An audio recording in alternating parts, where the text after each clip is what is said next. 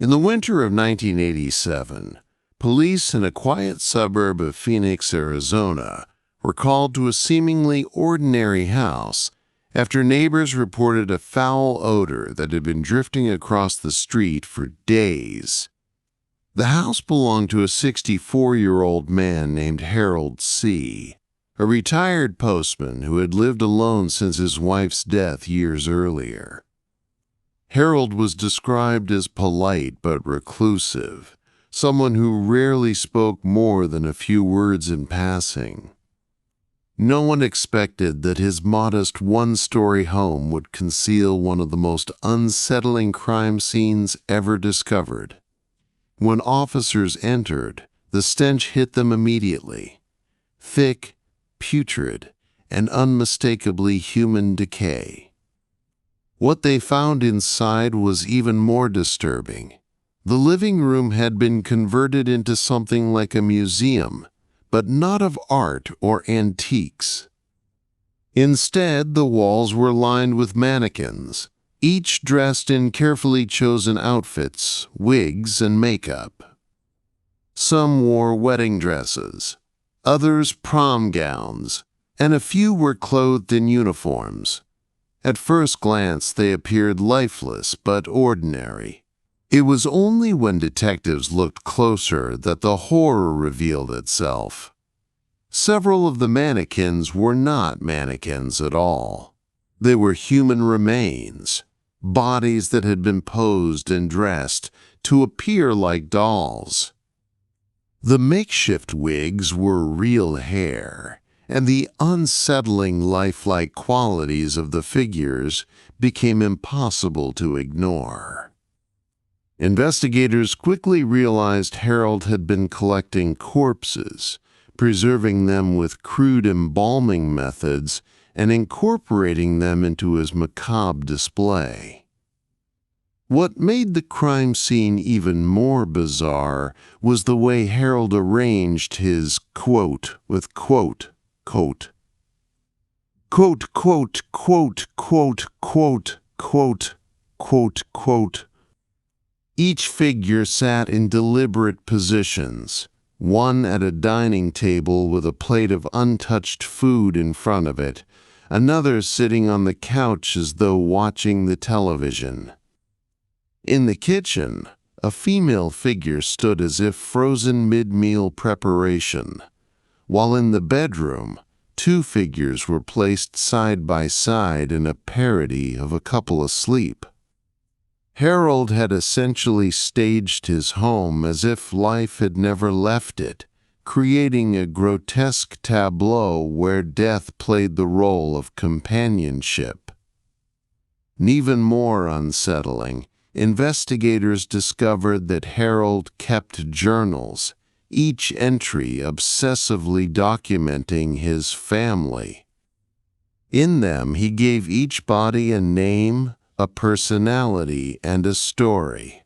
One entry read, "Cynthia was shy today. She didn't want to eat.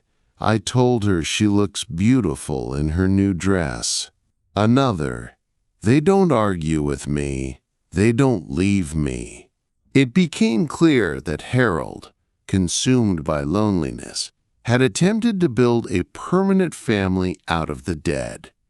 NTHE question that haunted detectives was not just how Harold had acquired these bodies, but how he had gone unnoticed for so long. Later investigations revealed he had targeted cemeteries, exhuming recently buried corpses under the cover of night.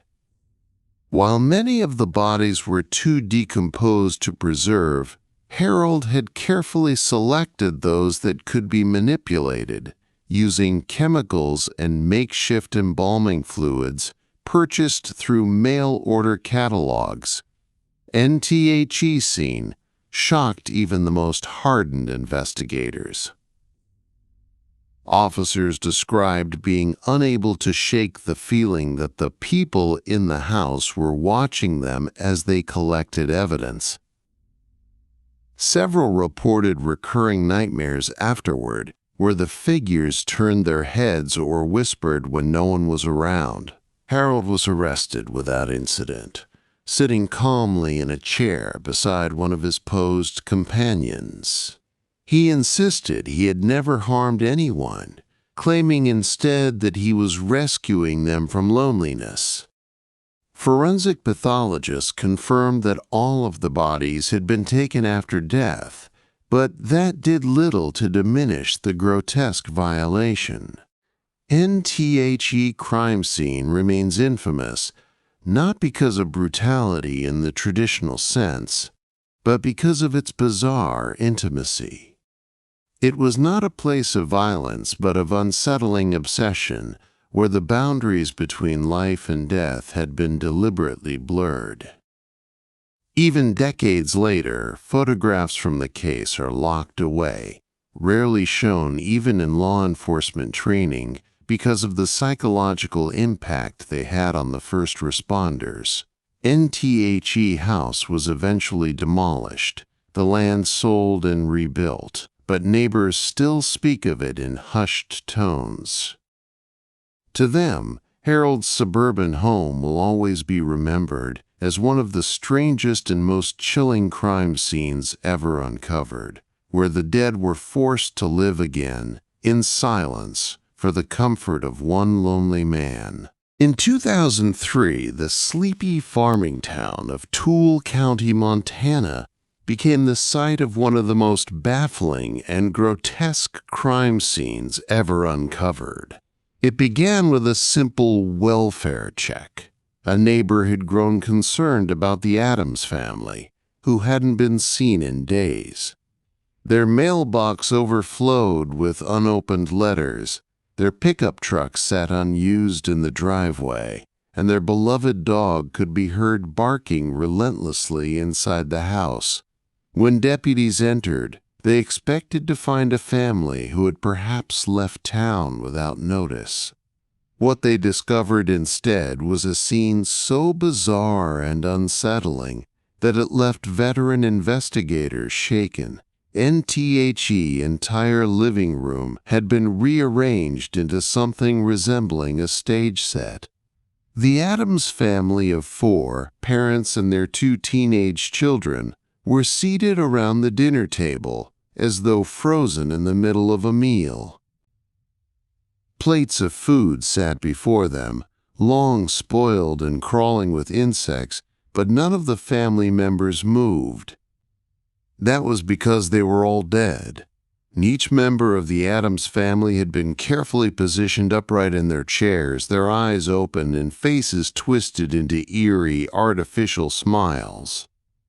Someone had gone to great lengths to manipulate their bodies, using wires, fishing line, and even duct tape hidden beneath their clothes to maintain the poses. In the flickering light of the living room lamp, it looked as though they were hosting an eternal dinner.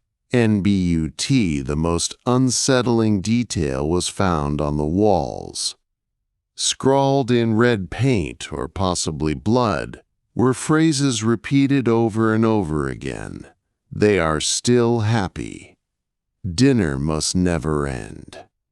Smiles forever. In the kitchen, investigators found open containers of meat tenderizer, bleach, and formaldehyde. Whoever had staged this scene had attempted to preserve the bodies in place, slowing decomposition just enough to make them appear eerily lifelike. In a corner of the room, a camcorder was set up on a tripod, its battery long dead. When investigators replayed the tape, they saw hours of footage showing the family's corpses being adjusted, their limbs moved and manipulated, while a distorted voice off-camera whispered things like, "Keep smiling, keep smiling." The chilling question was who could have done this. There was no sign of forced entry, and nothing in the home appeared stolen. In fact, cash, jewelry, and valuables were all left untouched. The crime didn't appear to be a robbery gone wrong, nor did it follow the logic of a targeted killing. Instead, It seemed ritualistic, an act designed not just to end lives, but to create an image, a tableau that the killer wanted to preserve. Neighbors reported hearing faint music playing from the Adams house during the nights leading up to the discovery, something like old-fashioned piano tunes, repetitive and eerie. One neighbor recalled hearing laughter, though she later admitted it could have been her imagination. NTHE investigations stretched on for years, but no suspect was ever identified.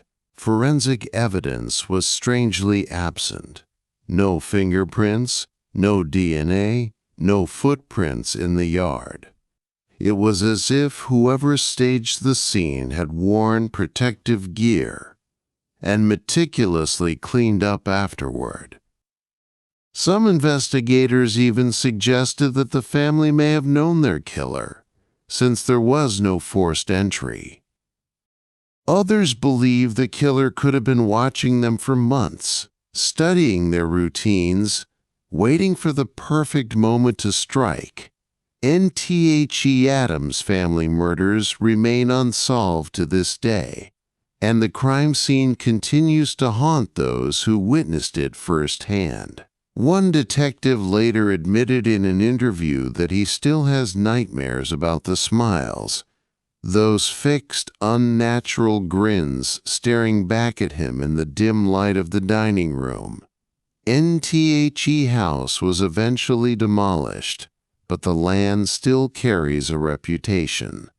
Locals claim that on certain nights, if you walk past the empty lot, you can hear faint piano music and the sound of chairs creaking, as though the Adams family is still seated at their eternal dinner table, forced to smile forever. In 1978, Los Angeles police officers were called to an abandoned warehouse on the outskirts of the city after reports of a foul odor. What they expected to find was perhaps a squatter or a deceased vagrant. What they discovered inside instead became one of the most bizarre and unsettling crime scenes in California's history. NTHE warehouse was empty except for one thing: a collection of mannequins. Dozens of them. They were arranged in neat rows, seated on wooden chairs facing a makeshift stage that had been set up at the far end of the room. On the stage was a large armchair, ornate, almost throne-like. And sitting in that chair was not a mannequin, but the corpse of a man in his late 30s. At first glance, investigators thought it was just another mannequin. His skin had been painted pale white, his lips a bright crimson red, and glass marbles had been glued into his eye sockets to give him a wide, staring expression. His clothing was meticulously arranged, a tuxedo with a crimson bow tie, perfectly pressed and spotless. Only after approaching did officers realize the smell wasn't from rotting garbage, but from the very real, very decomposed body in the chair. NTHE victim was identified as William Granger, a theater director who had gone missing weeks earlier. He was last seen leaving a local playhouse late at night, his car later found abandoned in a nearby alley. What stunned detectives was the presentation of his corpse. His body had been treated like part of a stage production, positioned as if presiding over the room of mannequins. NBUT, the mannequins weren't untouched either. Several of them were altered to resemble specific people, friends, actors, even colleagues of Granger. Their faces had crude masks stitched from animal hides, wigs attached with nails, and makeup smeared heavily, as though someone was mocking real human features. A chilling detail emerged when police examined the mannequins closely. Each one had a name tag pinned to its chest, written in shaky handwriting. Every name was that of someone Granger had once directed in a play. And even more disturbing was what investigators found backstage. A large corkboard, covered in newspaper clippings about Granger's career, reviews of his shows, some praising, others harshly critical. Scribbled across the negative reviews in red marker were the words, "Not appreciated, not respected, now forever." It appeared that whoever staged this scene had a personal obsession with Granger, possibly feeling he had wronged them. NTHE's strangest piece of evidence, however, was an old reel-to-reel tape recorder left running on a loop. The tape contained faint audio of applause, laughter, and muffled voices, like an audience reacting to a play. But midway through the recording, a distorted voice broke in, repeating a phrase again and again. "This is your last performance. Smile for them. They are watching. They are always watching." The police were left baffled. There were no signs of forced entry into the warehouse, and no usable fingerprints or DNA were recovered. It seemed the killer had taken extreme precautions to leave nothing behind. Despite interviewing dozens of people connected to Granger's theater career, no clear suspect ever emerged. Some suspected it might have been a disgruntled actor he had once rejected, while others theorized a deranged admirer who grew obsessed with his productions. What makes this case even stranger is the folklore that followed. Warehouse employees who later worked in nearby buildings swore they could hear muffled clapping and faint music coming from the abandoned site at night. A few even claimed to see shadows moving in the windows, as though the mannequins inside were shifting positions when no one was looking. NTHE building was eventually torn down, but the mystery of William Granger's last performance was never solved. His bizarrely staged death continues to haunt investigators and remains one of the strangest unsolved cases in Los Angeles crime history. In 1992, the small town of Jericho, Kansas became the focus of national attention when police discovered a farmhouse unlike anything they had ever seen before. The case remains unsolved, but the crime scene continues to haunt anyone who worked it.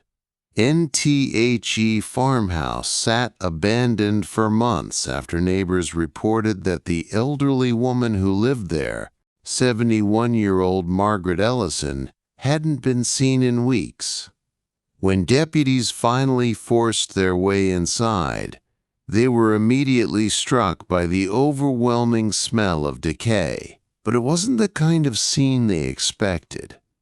Margaret's body was found in the kitchen, seated upright at the table. She was dressed in her Sunday best, blue dress, pearl necklace, and white gloves, and her hands were neatly folded in her lap. At first glance, she looked like she was waiting for someone to join her for dinner. But her eyes had been sewn shut with thick black thread and her lips sealed in the same way. A plate sat in front of her, with a carefully arranged meal of rotten meat and wilted vegetables. The food was crawling with maggots. And as horrifying as that was, the rest of the house was worse. Each room contained a mannequin dressed in Margaret's clothing. In the living room, one sat in her favorite chair, knitting needles in hand. a half-finished scarf dangling. In her bedroom, another lay tucked under the blankets, positioned as if sleeping. In the bathroom, yet another was seated on the edge of the tub, wearing one of her bathrobes. It was as though someone had recreated her life in plastic duplicates, each mannequin living out a part of her daily routine. On the walls, investigators found hundreds of Polaroid photographs. Every one of them depicted Margaret, but not as she appeared in life. Instead, the pictures showed her in different states of forced posing, her eyes closed, her hands arranged stiffly, her body propped up in a rocking chair or seated in front of a piano she never owned. Some of the photos looked like they had been taken after her death. In the basement, detectives uncovered the most chilling detail of all: a small, makeshift workshop. On a wooden workbench lay sewing needles, spools of black thread, and dozens of human hair wigs.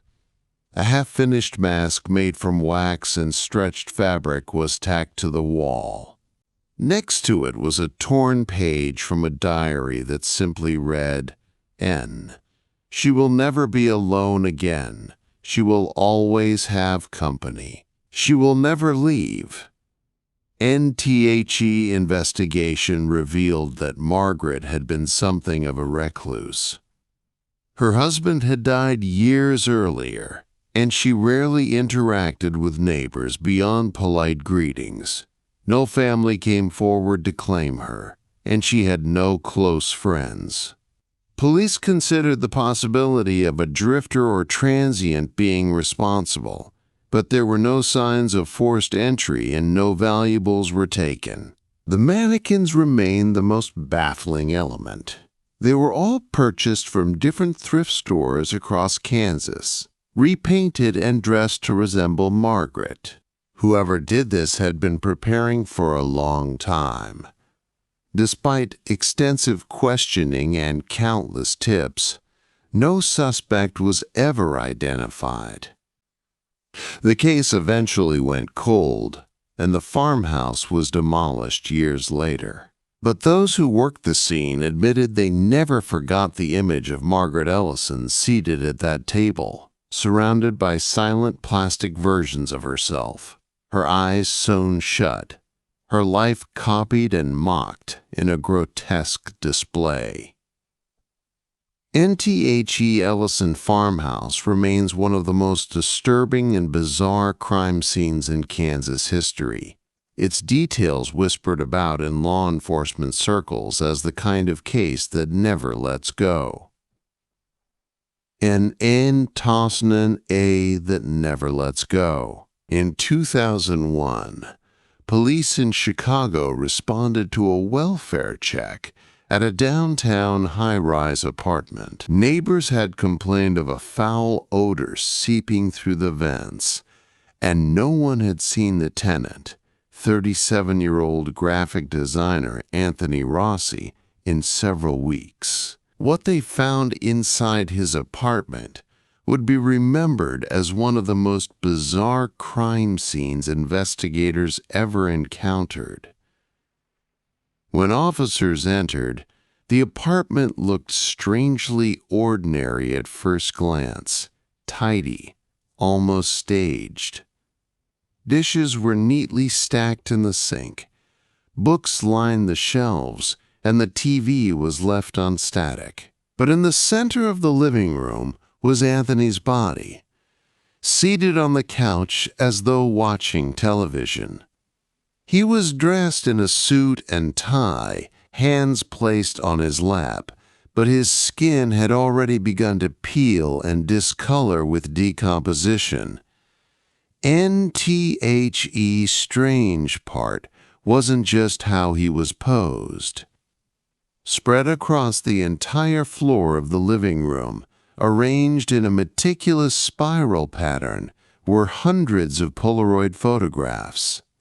Each one featured Anthony himself, but in different states of expression, smiling, crying, screaming, even asleep. It was as if someone had been documenting his every emotional shift for months, then laid the photographs down in a ritualistic design around his corpse. When detectives began collecting the photos, they noticed something chilling.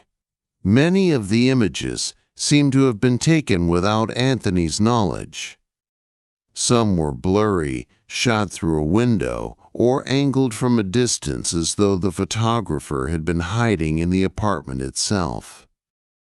Others were extreme close-ups, his eye, his mouth, his hands clutching a glass of water. The final photo, placed directly on his chest, showed him in the exact position in which his body was found, sitting lifeless on the couch. NTHE bathroom only deepened the mystery. The walls were covered in mirror fragments, carefully glued in a mosaic that reflected Anthony's body from multiple angles no matter where one stood. Scrawled across one of the larger shards in red lipstick were the words, "Do you see yourself yet?" Investigators combed through Anthony's background and found he had no known enemies, no history of mental illness, and no signs of suicidal tendencies. His door had been locked from the inside, and there was no evidence of forced entry. Even more bizarre, the coroner could not determine a clear cause of death. Anthony's body bore no wounds, no signs of struggle, and no toxic substances were found in his system. Friends told detectives that in the weeks before his death, Anthony had become paranoid, claiming that someone was watching him. He once confided that he would wake up to find objects moved around his apartment, books out of order, glasses missing and reappearing, his alarm clock reset. He said he felt like his entire life was being recorded, but dismissed it as stress from work. NTHE's spiral of photographs raised endless questions. Did Anthony arrange them himself in some kind of breakdown? Or did someone else not only photograph him, but return to his apartment after his death to stage the scene? NTO this day, the Chicago Police Department has never closed the case. Anthony Rossi's death remains officially classified as undetermined. The photographs, now sealed in evidence storage, are said to be too disturbing to release publicly. Detectives who worked the scene still recall the eerie sensation of being watched as they collected the spiral. Like whoever had taken those photographs might still be standing in the room, unseen. It remains one of the most unsettling unsolved cases in the city's history, leaving investigators with only one haunting question. Was Anthony Rossi documenting his own descent, or was someone else documenting it for him? In 1997, police in rural Oregon were called to investigate a small farmhouse on the outskirts of town after neighbors reported screams late at night, followed by complete silence. When officers arrived, the front door was ajar and the house was eerily quiet. What they discovered inside has baffled investigators for decades. NTHE farmhouse belonged to the Dwyer family, a mother, father, and their teenage daughter. But when police searched the home, the family was nowhere to be found. Instead, the kitchen table was set for 3, plates full of untouched food sitting neatly in place. A roast was still cooking in the oven, filling the air with the smell of burnt meat. It looked as if the family had been about to sit down for dinner before vanishing. NBUT, the strangest discovery was upstairs in the daughter's bedroom. Covering the walls from floor to ceiling were hundreds of phrases written in black marker, all in the same frantic handwriting. "Don't let it in," "Close your eyes," "The mirror is wrong," and "It's already here." In the center of the room stood a full-length mirror, its glass cracked straight down the middle. A single handprint, smudged and distorted, was pressed into the glass from the inside, as though someone had reached out from within. NTHE living room held another bizarre clue. The television was on, but not showing normal programming. Instead, it displayed a static-filled screen with faint, distorted voices murmuring underneath. Technicians later confirmed that the set had been unplugged, yet it continued to emit sound until the plug was removed completely. As investigators continued their search, they discovered something even more chilling in the basement. On the cement floor was a circle drawn in chalk, surrounded by melted candles and a scattering of photographs of the Dwyer family. Each photograph had their eyes blacked out with heavy ink. At the center of the circle was a single cassette tape, unmarked. When played, the tape contained 42 minutes of silence, followed by the sound of heavy breathing and 3 words whispered over and over: "You found us." Despite exhaustive efforts, no trace of the family was ever located. No signs of struggle, no forced entry, no bodies. Neighbors swore they had seen the family alive that very day, walking outside and tending their garden. Yet after that night, they were never seen again. The house itself became infamous in the area. New owners reported hearing voices whispering through the vents and seeing figures reflected in mirrors that weren't in the room. One tenant claimed the static-filled television returned, even when they had no cable connection.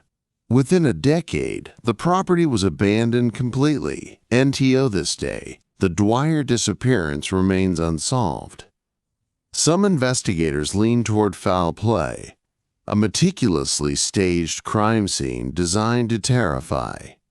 Others believe the family was involved in occult practices, perhaps attempting to summon or banish something that ultimately consumed them. NBUT. The most unsettling detail remains that handprint on the inside of the mirror, an impossible imprint that suggested the Dwyers didn't just vanish. They may have crossed over into something else. In 2012, police in Los Angeles responded to a call from a janitor at an abandoned hotel scheduled for demolition. The man had been sent in to clear debris from the upper floors but claimed he heard someone crying on the 8th floor. Believing squatters might be inside, officers went to investigate. What they found has since been described as one of the most bizarre and disturbing crime scenes in the city's history. NTHE Hotel itself was a relic from the 1930s, shut down for decades due to code violations and safety hazards. The upper floors had been sealed off for years, but when officers pried open the door to the 8th floor hallway, they stepped into something they could not explain. NTHE corridor was filled with hundreds of dolls, every size and kind. Plastic, porcelain, cloth, lined up neatly along the walls. Some sat in chairs, others leaned against the wallpaper, and many had been propped upright as if standing in place. Their glassy eyes seemed to follow anyone who moved through the hallway. Every single doll had its mouth sewn shut with red thread. And at the end of the hall, in what had once been a guest suite, officers discovered the body of a young woman. She had been laid out carefully on the bed, dressed in an old-fashioned white gown. Around her, arranged in a perfect circle, were more dolls, these ones with their eyes gouged out. The woman's identity was never confirmed.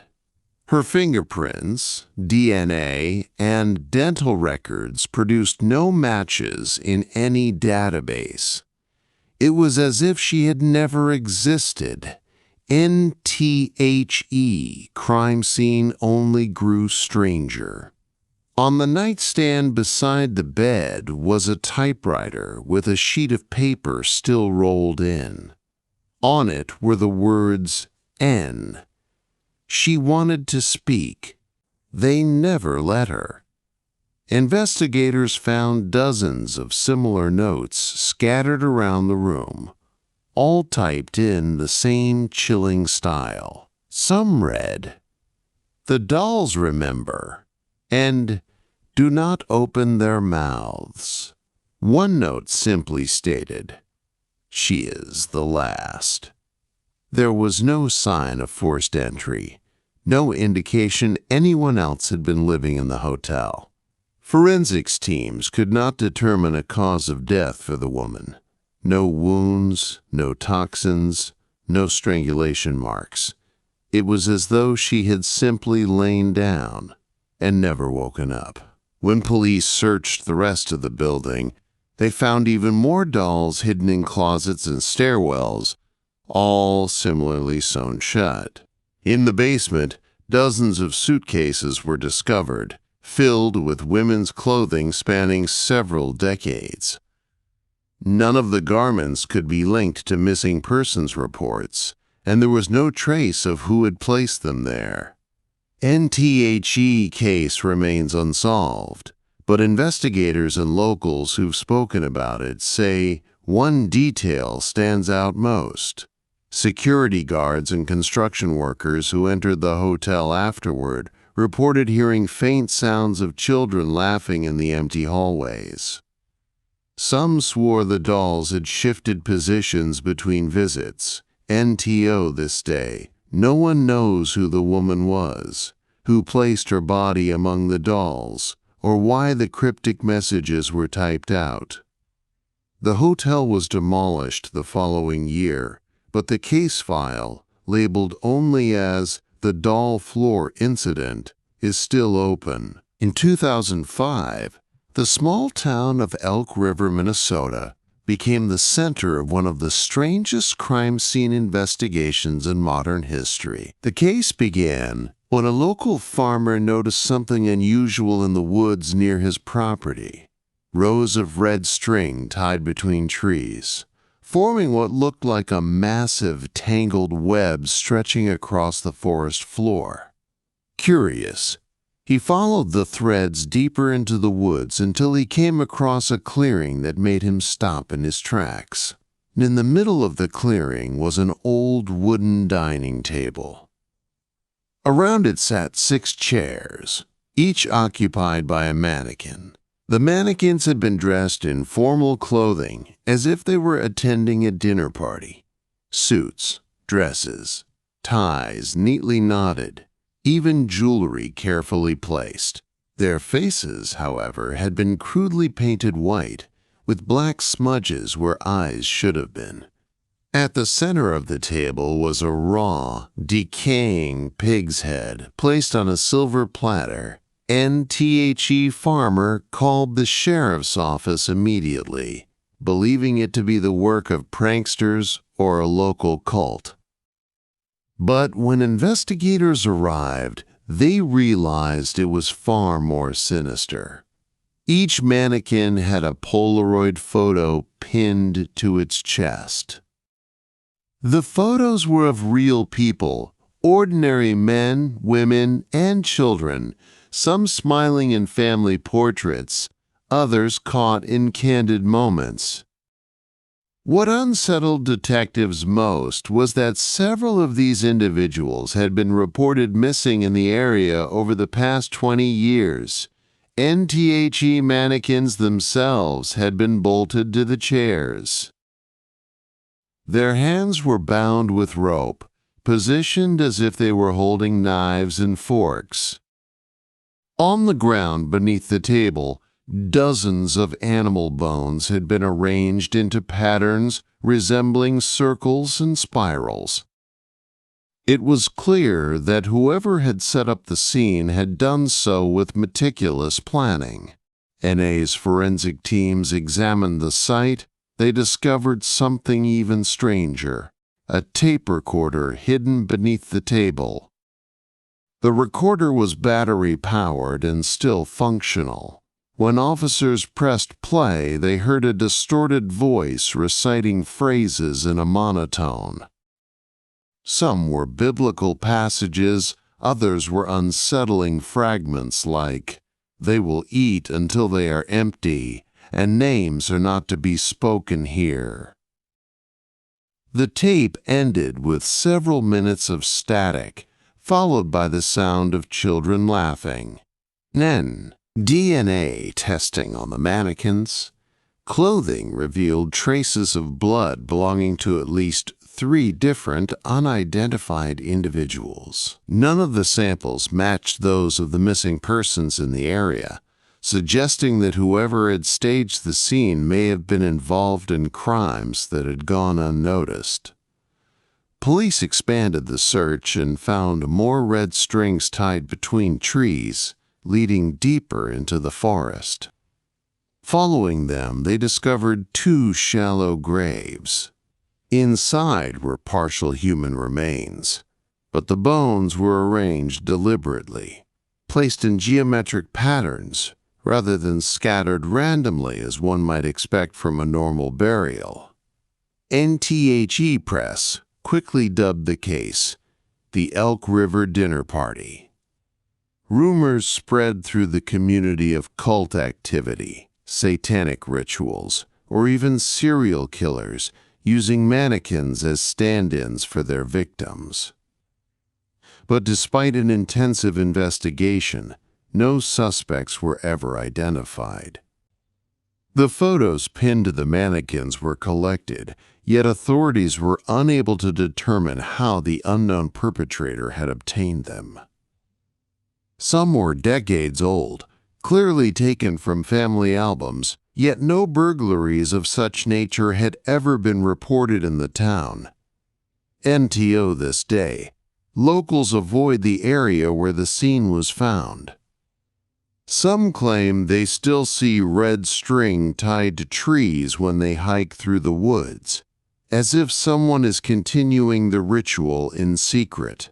Others whisper that the mannequins were not mannequins at all, that investigators never revealed what they truly found sitting around that table. NTHE case remains unsolved, with the mannequins, photos, and tape recorder locked away in an evidence storage facility. The unsettling dinner scene haunts investigators who worked on it, one of whom later admitted in an interview, note, "It wasn't just a crime scene. It felt like we'd walked into a play someone had staged for an audience we couldn't see. And I don't think it's over." In the summer of 1991, the city of Phoenix, Arizona was shaken by what police would later describe as one of the most disturbing and inexplicable crime scenes in its history. It began with a call from a landlord who hadn't heard from his tenant, a 42-year-old man named Daniel Holt, in several weeks. Neighbors reported a foul smell seeping from Holt's apartment, and when the landlord finally used his master key to open the door, he stumbled into a nightmare. Inside the apartment, every wall was covered from floor to ceiling with newspaper clippings. Some were about local murders, others about missing persons, and still others were seemingly random: political scandals, obituaries, even advertisements for funerals. But the most unsettling detail was that every clipping had words or faces blacked out with marker. Entire pages had been redacted until nothing but single words remained, forming strange cryptic sentences like, "They see, do not eat the names," and "The children belong below." In the center of the living room was Holt himself, or what was left of him. He was seated upright in a wooden chair, his body badly decomposed. His hands had been nailed to the arms of the chair, and his mouth was sewn shut with coarse black thread. On his lap rested an old rotary telephone, its receiver off the hook, though the phone line had been disconnected years earlier. Investigators later noted that the phone's dial had been repeatedly spun until the numbers were worn nearly smooth. Nat Holt's feet was a circle drawn in chalk. Inside the circle were dozens of Polaroid photographs. The photos were all of Holt, taken inside his own apartment. Some showed him sleeping in his bed. Others captured him eating meals. A few, far more chilling, showed him sitting in the same chair where his body was found, alive, but with an expression of sheer terror on his face. The question that haunted detectives was obvious. If Holt lived alone, then who had taken these pictures? NTHE Kitchen added another layer of horror. Every cabinet had been emptied and carefully restocked with identical items. One cabinet contained only unopened cans of peaches. Another contained only boxes of salt. The refrigerator, plugged in but not working, was filled top to bottom with cassette tapes. When police listened to them, they discovered nothing but hours of static, except for one tape, which contained a faint voice whispering the phrase, "Answer the phone," over and over again. There were no signs of forced entry, no evidence of robbery, and no fingerprints other than Holt's throughout the apartment. The official autopsy ruled his cause of death as starvation and dehydration. Investigators theorized that he may have been held captive and tortured, but the fact that he had been nailed into the chair suggested he hadn't done it to himself. Yet there were no signs anyone else had been living in the apartment. An even stranger was what neighbors reported. On several nights in the weeks leading up to Holt's death, they claimed they heard the phone in his apartment ringing endlessly, sometimes for hours at a time. But when police checked phone records, no calls had been made to his line during that period. The line had been inactive for nearly a year. NTHE newspapers on the walls were also a mystery. Forensic handwriting experts confirmed that the blacked-out markings matched Holt's handwriting. But no one could explain the bizarre messages he had created by selectively blocking words.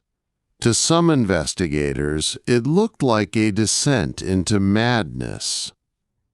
To others, it looked more like instructions Holt had been following. Commands from someone or something that had control over him.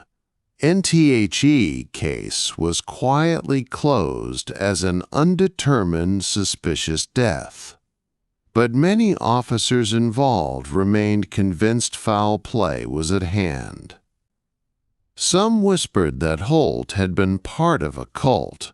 Others believed he was stalked by someone who enjoyed psychological torture. A few went further, suggesting the phone, the clippings, and the Polaroids all pointed to something far stranger, a ritual or pattern they had only glimpsed but couldn't fully understand. NTHE Holt apartment was eventually cleaned and re-rented, but the tenants who lived there afterward complained of the same unsettling phenomenon. The sound of a phone ringing late at night, though no phone was inside the apartment anymore. One detective who worked the case later said off the record, "It wasn't the body, it was the pictures. Whoever was taking those Polaroids wanted us to know he was never alone. And maybe he still isn't." In November of 2004, a small rural town in West Virginia became the setting of one of the strangest and most unsettling crime scenes in American history. The case involved a retired schoolteacher named Evelyn Parker, age 68, who lived alone in a modest two-story farmhouse at the edge of town. She was known to be quiet but kind, a woman who kept to herself after her husband's passing, spending most of her days tending to her garden and writing letters to her grandchildren. When Evelyn failed to show up to Sunday service one weekend, a neighbor went to check on her.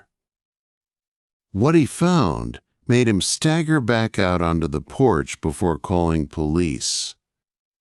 Inside, the farmhouse was a labyrinth of bizarre alterations, as though someone had deliberately transformed the space into something otherworldly. Every mirror in the house had been removed from the walls and placed face down on the floors. Some were stacked, while others were positioned at odd angles, propped up by furniture. On each mirror's back, a date was written in black marker, some recent, some dating back years, long before her husband had died. NTHE dining room was worse. The table had been stripped bare, and in its place sat a mound of clocks, dozens of them, stacked haphazardly, all set to different times. Some were stopped, others ticked in unison, but every single one had its hands painted completely black. The rhythmic ticking echoed through the house in an unnerving, mechanical chorus. In Evelyn's bedroom, investigators discovered something that would haunt them for years. Hundreds of envelopes tacked to the walls in neat rows. Each envelope had a name written on it in Evelyn's careful handwriting, but when officers opened them, they found not letters, but fingernail clippings and strands of hair. The names corresponded to both living residents of the town and people long deceased. One envelope bore the name of the very neighbor who had discovered her absence. Evelyn herself was found in the attic, seated in a rocking chair, her body stiff from rigor mortis. She wore her Sunday dress, neatly pressed, and her hands were folded in her lap, but her face was covered entirely by a white lace veil, stitched directly into the fabric of the chair. Whoever had placed her there, or whoever had done it to herself, had sewn the veil so tightly that removing it required scissors. When it was finally cut away, investigators found Evelyn's eyes missing, cleanly removed from the sockets. They were never recovered. NBUT, the most confounding detail of the crime scene, was scrawled on the attic walls. In Evelyn's handwriting, repeated over and over again, were the words, "N. They do not like the mirrors. The clocks must never agree. The eyes are rent." When questioned, neighbors recalled hearing strange noises coming from the house in the weeks before Evelyn's death. Some swore they heard footsteps pacing back and forth in the attic at odd hours, even though Evelyn rarely went upstairs. Others mentioned the faint sound of many clocks chiming at once, as if the farmhouse itself was keeping time with something outside. The coroner's report listed her official cause of death as cardiac arrest, but this did little to explain the mutilation of her eyes, the eerie state of the home, or the disturbing collection of envelopes. Police could find no signs of forced entry, no evidence of robbery, and no indication that anyone had been living with her. NHER journals, which detectives expected to clarify matters, only deepened the mystery. Entries from the last 6 months were frantic, filled with passages describing how she felt watched through the mirrors, how the clocks would speak to her when they struck midnight, and how she feared the ones who take the eyes. One chilling final entry, dated just 2 days before her death, read, "Newt, if they come tonight, I will not fight them. I will give them what they want. Tell the children I am sorry." NTHE farmhouse was eventually abandoned, its reputation so tainted that no one in the community wanted to buy it. For years, trespassers who entered reported hearing the sound of clocks ticking in the empty dining room, and in some cases, a woman's faint voice singing a hymn from somewhere upstairs. NTO this day, Evelyn Parker's death remains unsolved, her house standing as a grim monument to a mystery that blends crime, ritual, and something far darker that defies explanation. In June 1991, in a small fishing town off the coast of Maine, police stumbled upon a crime scene that even seasoned investigators could not make sense of. It began when a fisherman, returning home late from the harbor, noticed that the lighthouse on the rocky cliffs north of town was lit for the first time in decades. The structure had been decommissioned in the 1960s, its lantern permanently removed, yet somehow a cold, steady glow pulsed from the top chamber that night. In THE next morning, locals discovered why. Inside the lighthouse, investigators found the body of 43-year-old Daniel Mercer, a reclusive man who had inherited a small cabin nearby. Daniel was known in town for his odd obsessions. He collected nautical maps, spoke often of shipwrecks, and spent much of his time walking the shoreline, muttering about the voices in the tide. Few people paid him much mind, assuming he was simply eccentric. When police entered the abandoned lighthouse, they found Daniel's body seated upright in a wooden chair at the very top of the tower. His face had been painted entirely black, except for 2 wide circles around his eyes, which were left starkly pale. His mouth had been sewn shut with thin wire, crudely knotted at the corners. In his lap lay a faded nautical map, its surface scrawled over with handwritten phrases in red ink, "And the sea does not forget. The light is for them, not us. They come when the tide swallows the clocks." NBUT. What unsettled investigators most was not the condition of the body, it was the room itself. NTHE's circular chamber had been meticulously altered. Dozens of glass jars lined the floor in precise concentric rings around Daniel's chair. Each jar was filled with seawater and contained a small object, a lock of hair, a coin, a dead bird, a child's toy, and in some cases, teeth. Many of these items were later identified as belonging to townspeople, though none of them could explain how Daniel had acquired them. Some of the items appeared impossibly old, predating Daniel's birth by decades. The walls of the chamber were covered in chalk markings, spirals, wave-like patterns, and crude depictions of ships sinking beneath a dark horizon. Near the window overlooking the ocean, written in large, uneven strokes, was a single word repeated again and again: "N return." An autopsy results reveal that Daniel had died of drowning, but his lungs contained not salt water from the nearby Atlantic. It was fresh water. Even stranger, his clothing was completely dry, with no signs he had ever been submerged. The coroner called it an impossible drowning.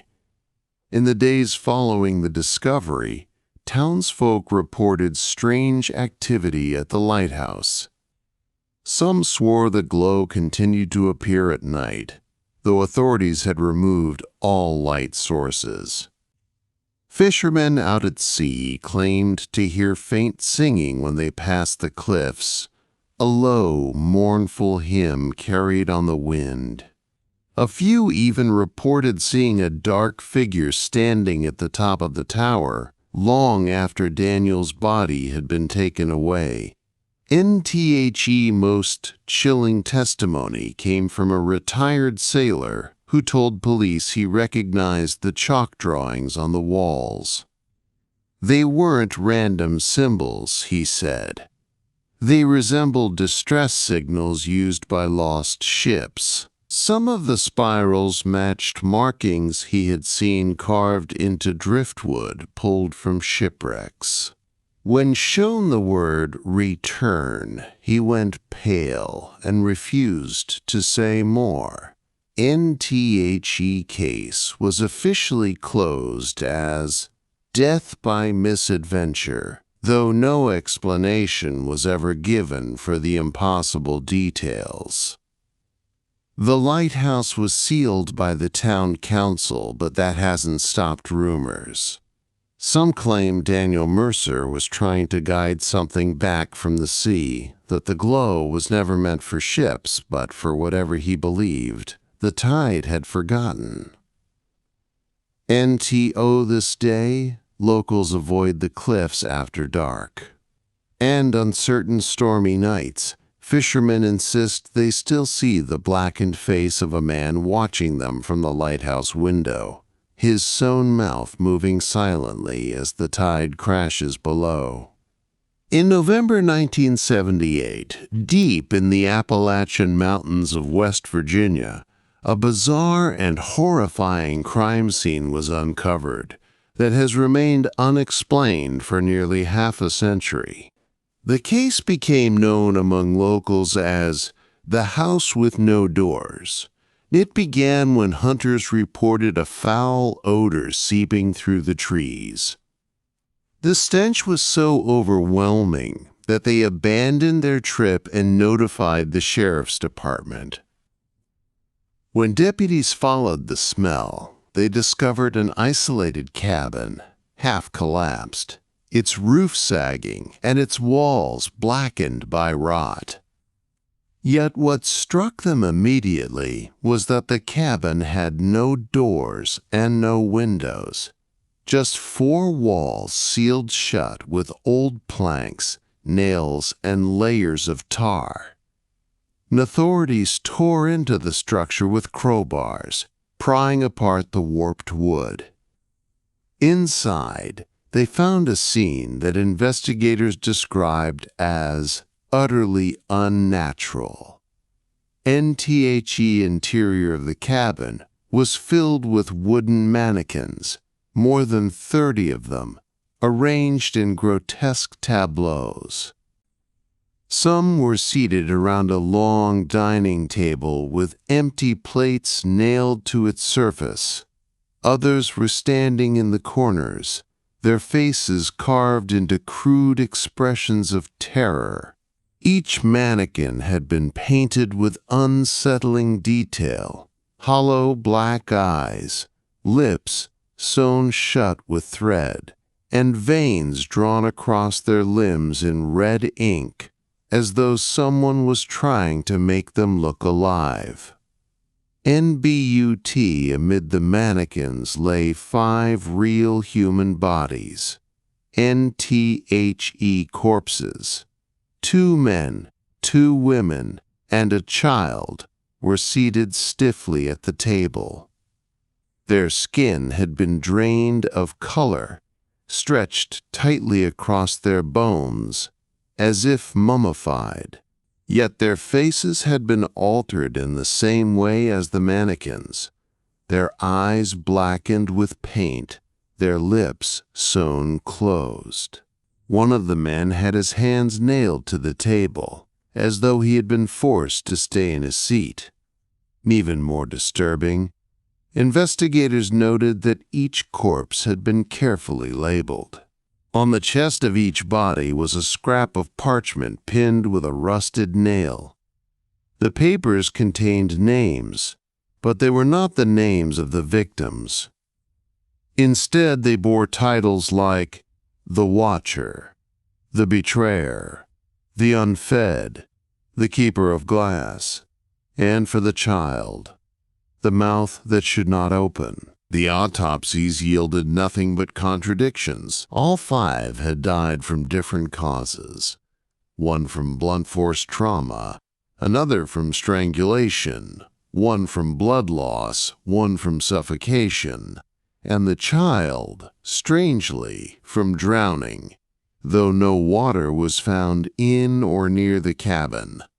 Yet decomposition suggested they had all died at the exact same time. And then came the most perplexing discovery of all. Hidden beneath the warped floorboards of the cabin was a pit filled with hundreds of glass jars. Each jar contained something different: clumps of human hair, dead insects, rotted fruit, fingernails, children's teeth. Many were labeled with more cryptic titles: the second daughter, the one who waits, the voice of stone. No names, just symbols and rolls. One jar, however, was unlike the others. Inside was a piece of human skin, carefully folded. When investigators unfurled it, they found words carved into the flesh. Note: the house must remain closed. Do not open. Do not let them leave. NTHE, local sheriff's department, sealed the case as a murder-suicide, blaming a deranged recluse who supposedly lived in the cabin. But no evidence was ever found of the cabin being inhabited. No personal belongings, no tools, no food supplies, nothing but mannequins, bodies, and jars. NTHE.